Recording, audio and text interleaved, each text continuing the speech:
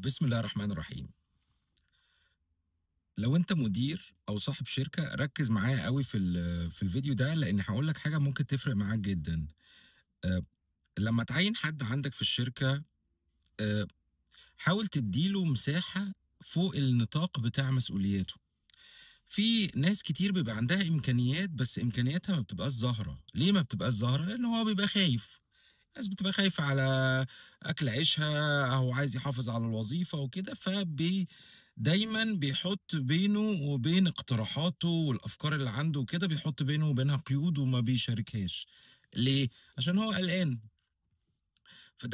ودي حاجة أنا دايمًا باعملها لمّا في حد بيتعيّن عندي، فبابلّغه إن أنت عندك مسؤولياتك وعندك مساحة فوق مسؤولياتك، حدود أعلى إن أنت تقدر تتحرّك فيها، مساحة بيضا، حُط فيها إمكانياتك وورّيني أنت ممكن تعمل إيه.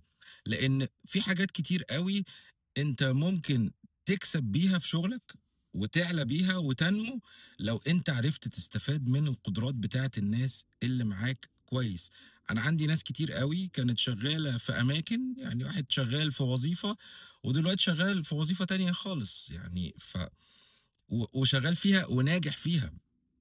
وده دور المدير الناجح، إن هو آآ يبقى فعلًا عنده البصيرة، يبقى عنده vision، يبقى شايف كويس ويبقى عارف إمكانيات الناس وبيبقى عارف يتعامل مع الأفراد اللي شغالين معاه عشان يعرف يطلّع الإمكانيات اللي فيهم، لإن في ناس كتير أوي ما بتبقاش عارفة إمكانياتها، بس لمّا بتدّي لها مساحة بتقدر تتفرّج على شخصياتهم بطريقة واضحة أكتر، فبتدّيك أنت فرصة إن أنت تقدر تحرّك الناس دي بما ينفع شغلك.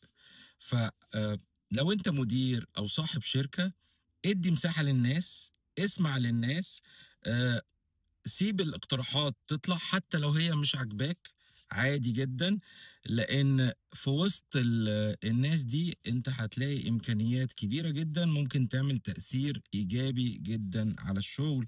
والسلام عليكم ورحمة الله وبركاته.